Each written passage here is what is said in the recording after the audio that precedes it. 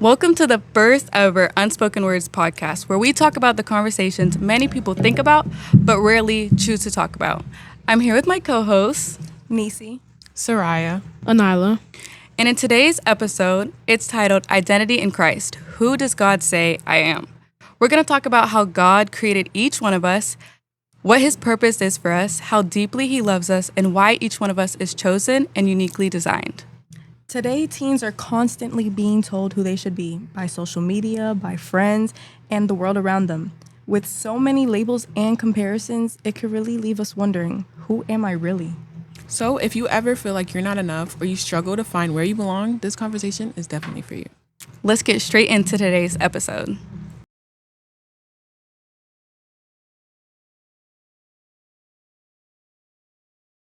Not every battle is lost. Not every question has an answer, yeah. This is a space for real thoughts, real faith, and real growth. These are unspoken words. Yeah. Pressure on the heart, but we still stand tall. Faith in the fight, even when we feel small. We love God, but we learning ourselves. Present on Saturday, still need help. No mask, here, no frontin' today. If it's heavy, say it. God makes a way. Truth in our voice, hope in our tone. You not alone, yeah, you not alone. Talk it up, live it out, pray it through. Unspoken words, now we speaking truth. Now we speaking truth. Now we speaking truth. Now we speaking truth.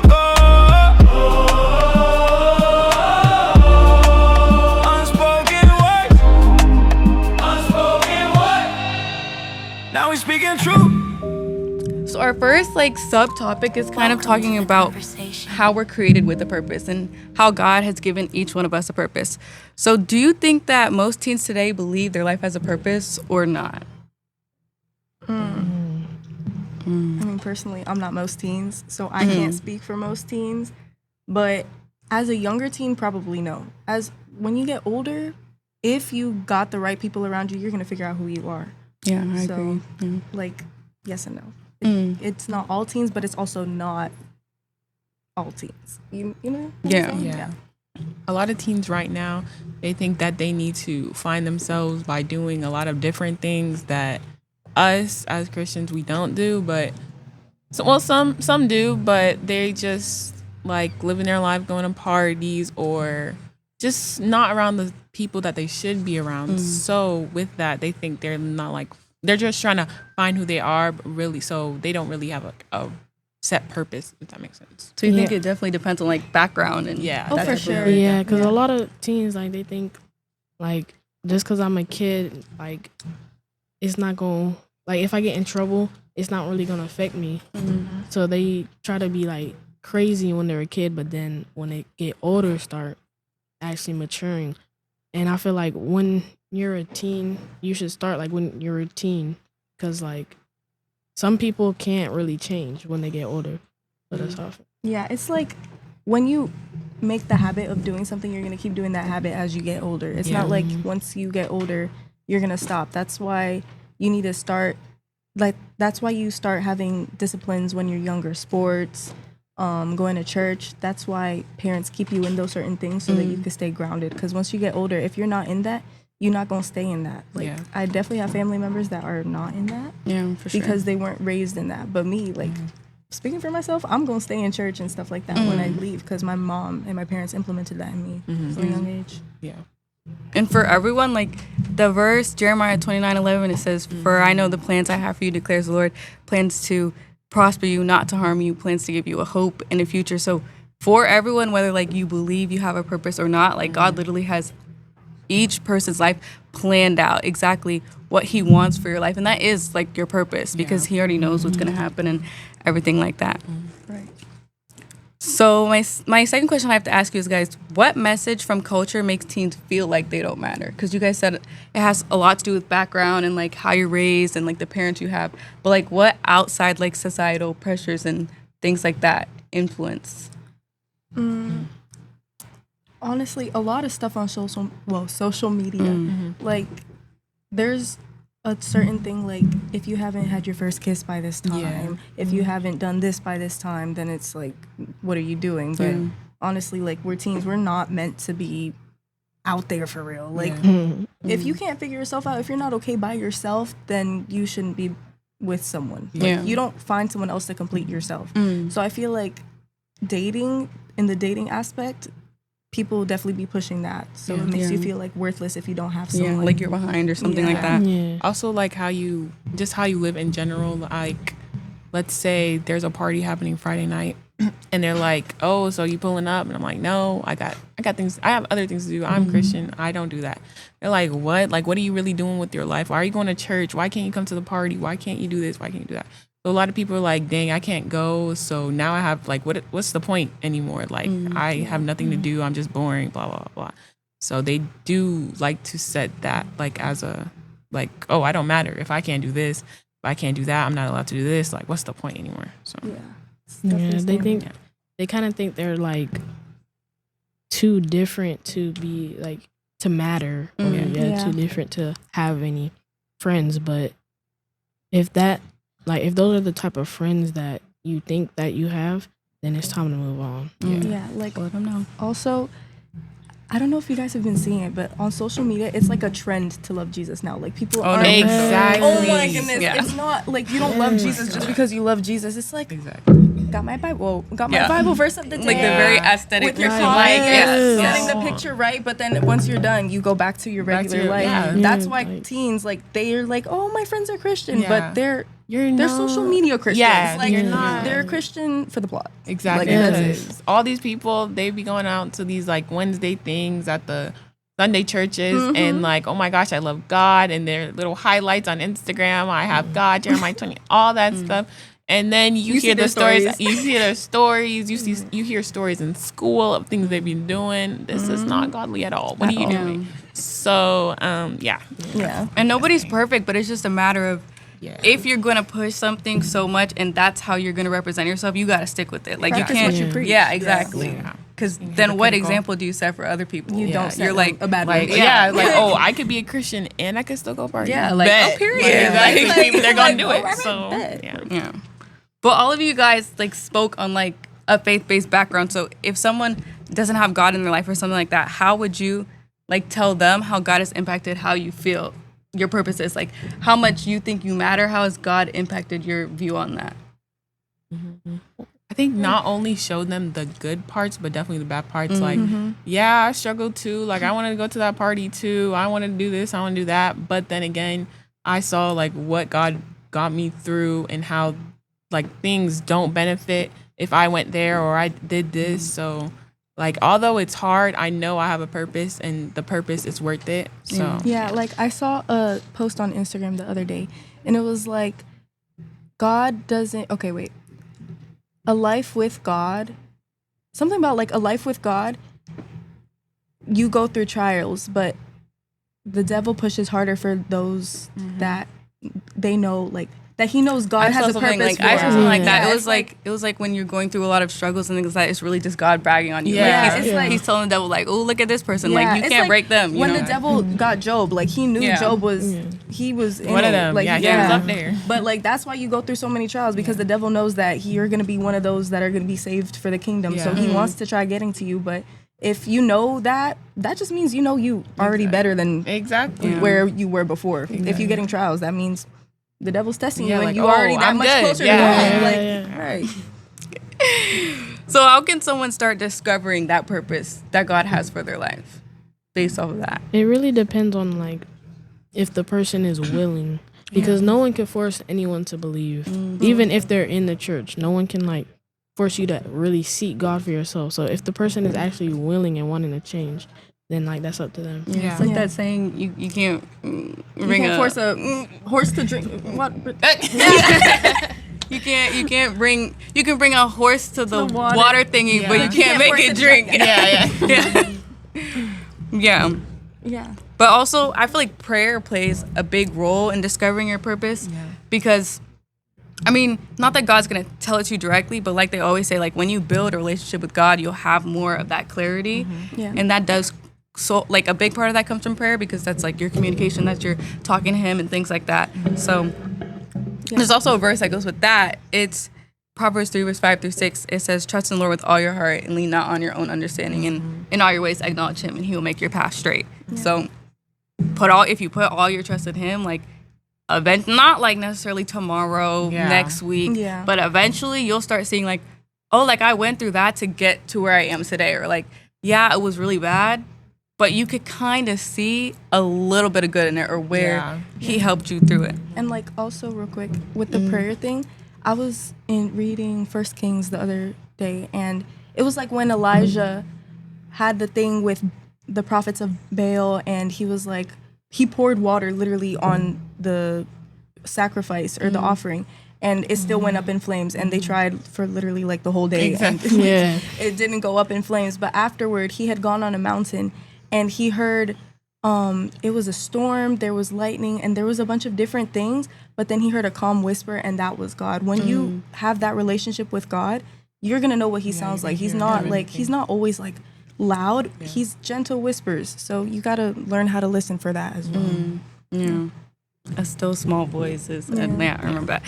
And I feel like, especially with teens and things like that, like comparison is a very, very, very big thing. Like I know, like I compare myself to people all the time. So, but how can that distract you from your purpose? Like comparing, like you kind of touched on it before, how like social media kind of makes you seem like, oh, you should be doing this at this time, or like, oh, you're this old, like you should have accomplished this and have done this. And like that's like a form of comparison, because it's like these people do that and maybe you haven't gotten there yet, and that can kind of cloud you, like you were saying, from, oh, like am I behind, or is there something wrong with me because I'm not there yet? So like, you guys think like social media has like an impact on that? Yes, definitely. For because with social media, everyone is showing like a life that you would so and so like want. So with that, instead of seeing like the path that God has for you, you're just like, but what is Emily doing though? Let me see what Emily doing. What's she wearing? Like you're so worried about them. You're not really worried about like you're made in God's image. So you're just worried about what Emily's doing and what she's doing. So you're not on the path, and you're just distracted. Like, and it's like also when you think about it, people might be comparing themselves to us. Like for for example, we went to the fair the other day, right? We posted that on social media. You only post what you want people to see. Like we go to the fair, we have fun, we do what we want, have fun, but we also go through our personal issues behind closed doors. People never know what you're going through behind closed doors.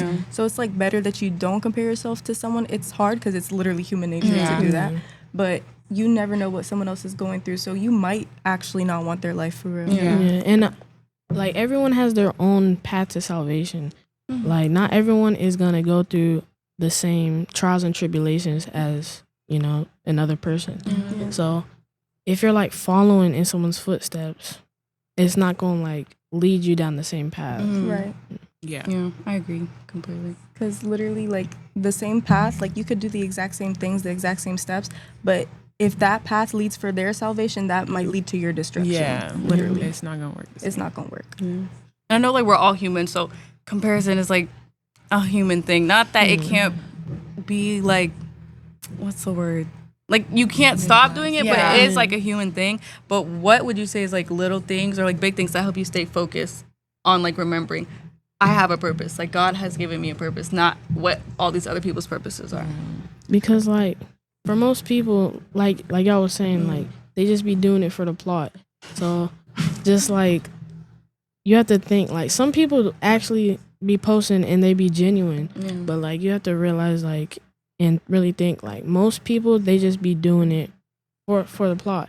So you just gotta think like, I'm not trying to be doing it just so people can see that I'm in Christ. So like reminding yourself. Yeah, just remind yourself. I mean, like me personally, what I do to like keep my mind grounded, I like, even though I'm not good at it, I like drawing. So like I'll do my little Bible drawings. I'll go on Pinterest, on Lemonade, and I'll just search up Bible drawings and I'll do that, and then I'll do a study on that, and that'll keep me occupied for a good hour and a half, 2 hours, and then by the time I'm done, it's like, okay, I get to chill a little bit, watch my show, and I'm not even on social media like that or doing anything where I'm comparing myself to others.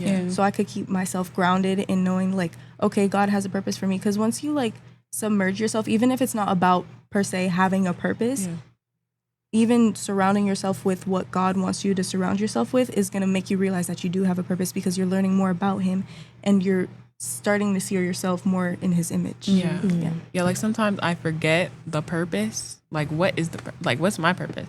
So sometimes I listen to music, so like the words, like, dang, like, yeah, he gave me life, or he did this for me and I went through it and I still got through it, you know. So the songs and the music like reminds me, and like, you know what, yeah, I do have a purpose, so like I'm gonna keep going.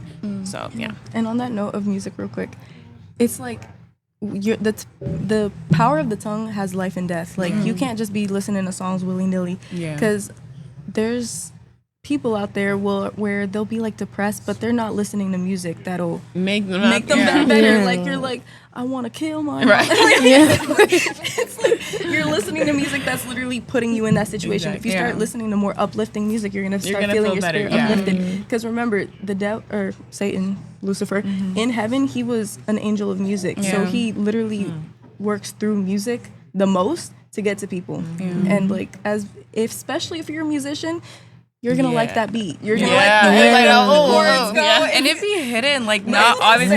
Hard, bro. Song from like a while ago, like I Just Want to Rock, but like oh my god, bro, at what's it called, Homecoming, when that song came on, I was like, oh my god. Yeah, but that song has like deep things inside of it, and you're just like, oh, the beat, like or like pre-game warm-ups, and then that song would come on and you can't dance.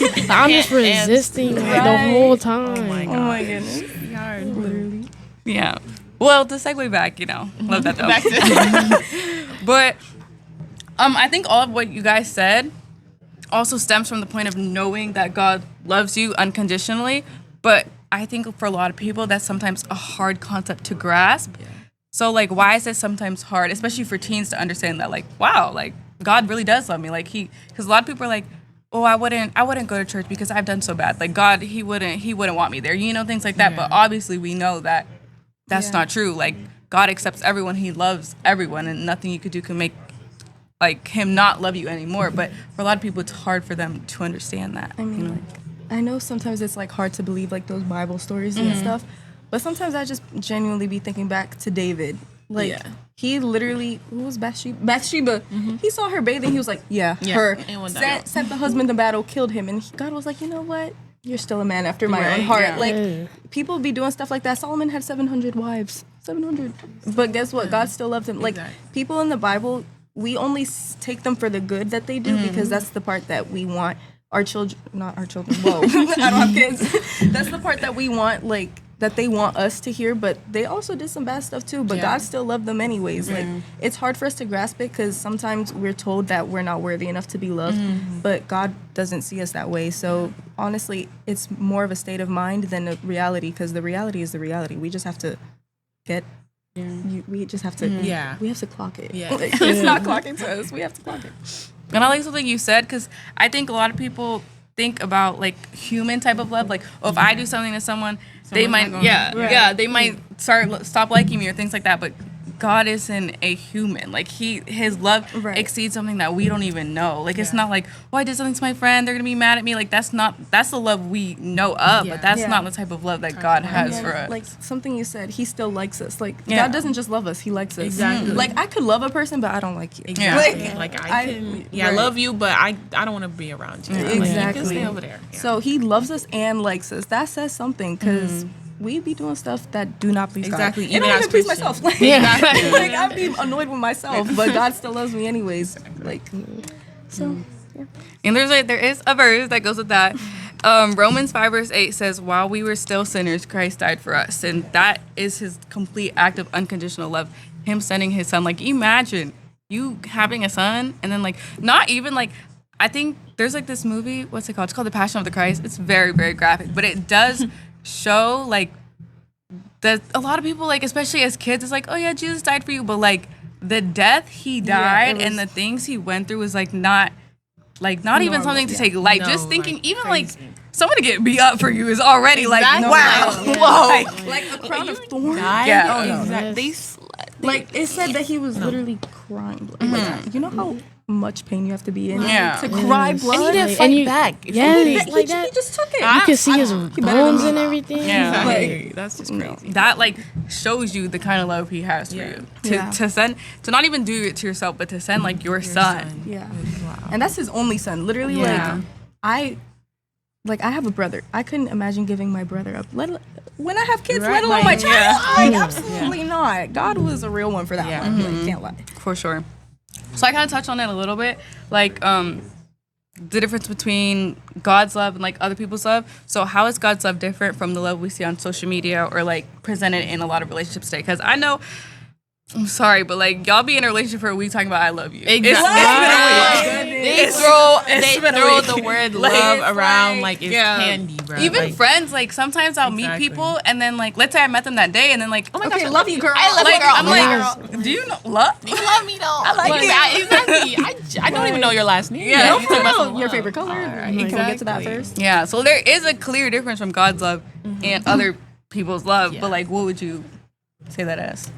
I say our like human love. I feel like let's say you have a boyfriend or something, and you say you love him. It's been a minute, but I feel like not for me. But let's say someone has a boyfriend, and they're like, "Oh, I love you, but I remember what you did last year, and I remember you were kind of a little flirty with that girl." So I feel like it's like. It's sometimes, conditional. it's conditional. It's conditional There's love, definitely, yeah. like I'm a little jealous. There's still limits and boundaries. There's still I'll forgive, but I won't forget. You know, like stuff like that. There's that type of love. But because God's there's no buts. Yeah, because human love can fade away, but God's love is always gonna be here. like, no matter what you do. Exactly. Right.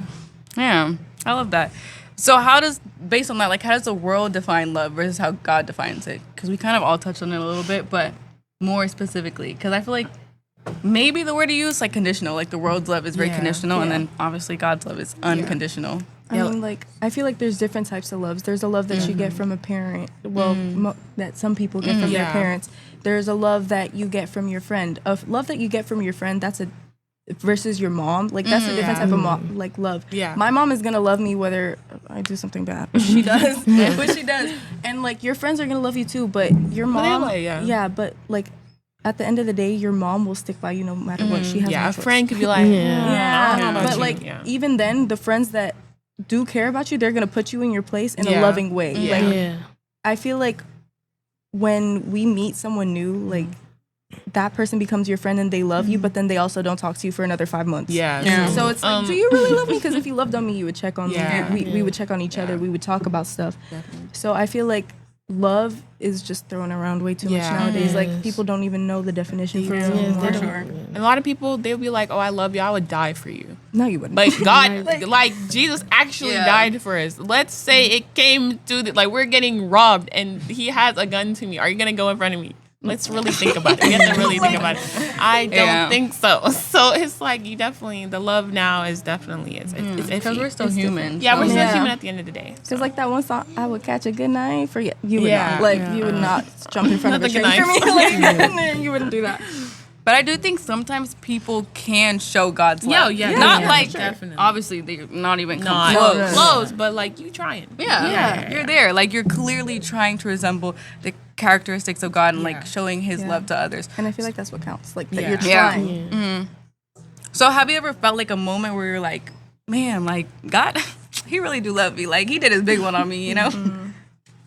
Like a crazy. Doesn't even have to be crazy moment. It could be little moments like. Okay, for me, like when it was like 2021, my grandpa died, and literally like 3 months before that, my brother was born. God gave me my brother for that time, because Lord knows where I would have been today if it weren't for my little brother. He knows what you need when you need it. Because no one else, like to this day, no one else can touch my heart the way my brother does. Like he's like, I don't care what anyone says, that's my best friend. Like I have like my grown best friends, but like my ultimate best friend is my little brother. Like God knows what you need when you need it. So my brother for me, like that's God did his big one with Jael. Sometimes I even like look around, like just looking at like nature. Like we could be at the park or something, and we're all just having fun, and it's just like wow, like there's people out there who like we're together. They actually love you. They're actually like caring for you and stuff. So it's like God gave us those people who are like there all the time. Like for us coming to this church. Well, I know for me coming to this church, like we didn't have. Like y'all wasn't our family, like y'all. We just we just seen y'all. But then like over the years, when you really like reflect and look back, it's like wow, we have a family here at this church. That's so cute. Like it's like no, literally, especially at this church. Like this church ain't that big, so it's like when you finally find that group of people that it's very intimate. It's like we're a family now. Like we go to all the functions, we go to everything together, sleep at each other's houses, right? Because you can't do that with no school friends. No, only church friends. Only church friends. Doing that. Literally. But so how do you think people's lives could change knowing that God loves them so deeply? Or like, because like for you, like you said, like you see him and giving you a family and that type of love, and that alone I think can impact your life so much. I know, like, I mean, a lot of people don't grow up with a village, and it definitely changes your life a lot. It does. So not specifically like that aspect, but like how does having God's love in your life change you? They can start loving other people, and then like they can really start loving themselves. Loving just taking care of themselves. Yeah, because if you don't love yourself, it's really hard to love others as well. Or like my bad. Or if you like love someone else more than yourself, it's like that's also an issue. Yeah, like I feel like the order of things should be God, yourself, and then whoever else. Yeah. Because if you don't love yourself, then you can't love someone else. Yeah, you just have no more room to love anyone. Exactly. And if you do love someone else, it's tiring. It drains you. It literally takes like the a life job. out of you. Yeah, it's like a job. Yeah, like I have a friend that's like, I need to be there for other people, but that person can't even be there for yourself. Like I'm like, you need to take a break. It's okay. It's like take time for yourself. Because you shouldn't try to love someone. It should just be like it should come. It should be natural. I guess I love you. Yeah, no. Yeah, like you need to know. Like no guessing. No. Because you want to know why? You were loved, chosen, long before the day you were born. So how does being, like, because obviously we're chosen by God, so how does being chosen affect your life? Because that is purpose. Like, that's purpose, you know? How does it affect my life? Because a lot of people, I feel like, I'm not even say a lot of people, but some people don't, like, they don't have maybe parents or they don't have that type of family around them. So they don't feel like someone would be like, I choose to be around you. Like, I choose to have you in my life. So obviously God chooses us. So how does that, like, affect a person? And how does that affect how we live? Knowing that God chooses us. It's definitely overwhelming. I feel like it could be overwhelming. So they can't comprehend it. They're still a little iffy. Like, are you sure though? But like, I feel like when they actually like take it in and accept it, their life is definitely gonna be changed. Like, especially when you don't like. If some people don't think they have a purpose on Earth, so it can be hard to like really believe that I'm chosen by God. Yeah. So like Soraya said, I wrote like, what was it? I wrote an essay the other day, and I wrote something, and it was like it was like about nature. It's intimidating yet peaceful. Like when you get to know God like that, it's intimidating because like that's a big God. But it's also peaceful. Like once you get to know Him, even if you're not fully sure, just like a glimpse of Him, you'll sense that peace. Like you can't manufacture peace. Like that only comes from God. And I feel like I agree with all of you.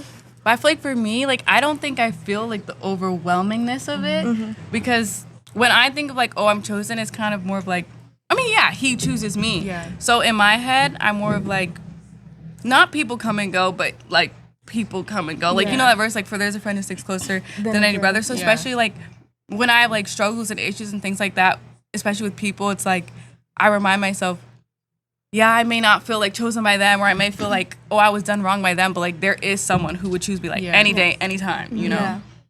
So that definitely brings like a lot of comfort. Yeah. But a lot of people, they don't like believe that they're good enough. They don't believe that they're worthy to be chosen by God. And I want to like, what do you guys think? Like, why is that? Because they feel like they've fallen short of His glory and they can't be forgiven or loved or like shame and like guilt. things like they that have are like a done. burden that they can't let go of. Yeah, and not only that, like not everyone is blessed enough to have loving parents or Yeah. loving friends around so them. they don't know like what love for Yeah, look like they get put down by the own people that they call close. Like that should be your family that you should trust. They get put down by those people. So they're like, if someone that close to me that I actually see with my own eyes right in front of how me, someone from up yeah, above. right, could do something like that. So, yeah. And like what Anila said, I like how you kind of said like they feel like they have a burden, but a lot of people don't understand like God's grace is so efficient. Like what's the verse? 2 Corinthians 12 verse 9 says, "My grace is sufficient for you." Like you could do absolutely anything, and like not that it doesn't matter. Like, because don't go out doing something crazy and then being like, I know you got me. But no, exactly. like, Let's not think about that. yeah, being intentional with what you do and genuinely asking for forgiveness and things like that. But like you said, like there's no burden that you can't take to God. There's nothing that you could do that is gonna be too much for him. Like he's not gonna be like, that was you just crossed the line. Like I can't take you back. Or like there's literally nothing. And there's crazy things you could do. But yeah. And I think understanding that and like understanding your identity can help with insecurity a lot. Because a lot of, in general, like we're teenagers, like we're humans, like, and I think it's a thing. Yeah, it's like it's gonna be a thing. But there's always reminders. Like my mom always said, like, I don't want to air her out, but like she told me, like, you know, she used to get bullied when she was younger. But my mom, she's like such a spiritual person in a way where she would always remember, like, oh, I'm a child of God, so like it's okay. Not that it doesn't hurt any less, but remembering like I'm somebody's. Like that is my identity. Like I feel like I feel like that's important to remember. Like it's not gonna hurt any less. Yeah. A lot of people think like, oh, once I have God, it's gonna hurt less. Like I'm a Christian. Like, They think, oh, since I'm Christian, I'm better than, so I don't feel anything. I still live life. It literally, And if anything, I feel like it's kind of harder because you're trying to make it to heaven. So you're gonna. I'm not gonna talk back. I'm not gonna cuss you out. But know that I want to. Right. But that I'm and fall short sometimes. Yeah. Right. And it's like when you're a Christian, the way is, it literally says in the Bible, it's gonna be harder than that of someone on the devil, because the devil wants to make the path look pretty so that he could get you to the end goal, which is hell. Yeah. But God wants you to go through all the troubles so that you could get to a place where it's like, wow, like I got here, like when you're doing chores and then finally at the end of the day you could just chill, relax, watch your show. Just it's literally like that. Those like little reminders, I guess, or like labels that God has on us helps a lot. Like you're loved, you're chosen, you know, you're a child of God, things like that. But how do you think that can change someone's self-worth? Just like believing those things. And just believing those things doesn't mean it's always gonna, like, someone's gonna be like, oh, you're ugly. I'm a child of God. Right? like, that's not realistic. But maybe at some point, like if you're really getting down about it, at some point you could think, well, like I am a child of God. It doesn't make it better, but it brings you a type of peace, not like a peace where it's gonna be like, oh, I don't care anymore. Like you could literally say anything to me. Hopefully, at some point, if you get to that place, But I feel like it will be like easier to like forgive if someone, you know, is like talking crap about you. You know, it would be like easier to forget about it. Like, yeah, I agree. Like it's not like you said, it's not gonna hurt less when someone says something like that to you, like, oh, you're fat. Oh, gee, thanks. But like, it'll be easier for you, like she said, to forgive them. You can still be cool with that person. You could still have love for that person. You may not like them, but you still have that love for that person that God has for you. Because once you have God in you, and you truly have God in you, it's just gonna come off naturally. Like you're not even gonna have to try anymore. You have to work for it. But once you get there, it's gonna be like, it's a breeze. It's okay. It's okay. And like also you gotta kind of remember, like, if God can still love and forgive me after all that I've done, then like why can't I go and forgive this other person? Because we're not perfect. And He made us all unique. Like we're all fearfully and wonderfully made. And I think a lot of people choose to hide that uniqueness instead of like showing it off. And there's for many reasons. I think like fear of what other people say and things like that. But what do you guys think based on that? Because I know, like, personally, I have a loud personality. Like, you know, and sometimes it can. No, now. It can be read in many different ways. Yeah. Right, you're too friendly. Yeah, or like you're a crazy person. Like, exactly. Right, sure. Yeah, for sure. So sometimes in like some settings, especially around some of my family, like I try to tone it down a little bit because I want y'all to think I'm calm and collected. Yeah, I'm calm and collected. But that's not true. I'll keep But God made each and every one of us unique. And what do you guys think are the reasons why people hide that or like try and sometimes, I mean, most of the time it's in great ways, but like try to dim their light just because they're around other people. I mean, personally, me growing up, I was a very odd child. Like, not even like a normal weirdness. Like, I was weird. I'd get on a back bend and just start chasing people around. Like, that's that's the type. It was okay. That's the type of weird that I was. But growing up, like, people told me, like, you're a little too weird, tone it down. So I did tone it down, but like now I'm just starting not to care anymore because God made me who I am, and if I'm weird, gonna I'm accept it. Right, like If you're weird, you're weird. right. That's what I'm saying. Like I didn't choose to make myself this way. I just am this way. Yeah. So once you get to that point, it's just like whatever. But the reason people feel like they have to tone it down is because of what others say to them. Yeah, because I feel like certain people try to dim their light for certain people because they're trying to fit in or they are just too worried about what they're gonna say. But when you're like have that self-worth and know that like it really doesn't matter what other people say, then it becomes easier for you to just be yourself. Yeah. So to wrap up, what kind of advice would you give to someone who feels like they don't have a purpose or they feel like they're lost? Like what kind of advice would you give? I would say like pray and try and get that connection with God because He will give you clarity and He will help you through. And genuinely, like, if you don't feel like you're ready to, like, not be able to compare yourself to others or do all that type of stuff, stay away from social media. Like, I know it's going to be hard, but stay away from social media, stay away from those type of songs, stay away from those shows that be showing you all that type of stuff that you want to be doing, acting like you're grown, but you're not. Like, and I know it's like it's your own purpose, but you definitely have to be around this like the right people because if you're around the right people, they'll show you like you don't need to dim your light. Like, oh, I like when you do that, or I like when you smile, like stuff like that. They'll be like, oh, okay. So it's kind of like still like trying to be accepted by people, but in a way, but like in a positive way. So like the things that you're hiding, they'll take it out of you, and then eventually, I feel like you'll find your purpose. Like that saying, there's a saying like, "Show me who your friends are, and I'll show you." Exactly that. Yeah, so if you surround yourself with negative people, that's only gonna bring negative energy. Then you're just gonna be negative and not know like what to do or who you are. But if you surround yourself with positive people, then you're gonna radiate positivity. Yeah. I agree. So much good insight today. So I am going to pray to close. Yes. Okay. So, our heads. Thank you. Okay. Okay, God, I pray for every teen listening right now. Some of them may feel lost, confused, or unsure about who they really are. The world is loud and full of a lot of opinions, and sometimes it's hard to hear your voice over everyone else. Remind them that they were created by you on purpose. They were not accidents and they are not mistakes. They are fearfully and wonderfully made. Help them understand how deeply you love them. When they feel rejected, insecure, or not good enough, remind them that nothing can separate them from your love. Help them see the gifts and uniqueness you place inside of them. Give them courage to be who you created them to be and not who the world wants them to be. Guide their hearts, strengthen their faith, and help them build their identity in your truth. Amen. Amen. So, how do you guys feel? I feel like that was good. That was really good. Yeah. Well, that's the Spoken Words Podcast. Guys. Yes. Thank you for listening. And thank you for...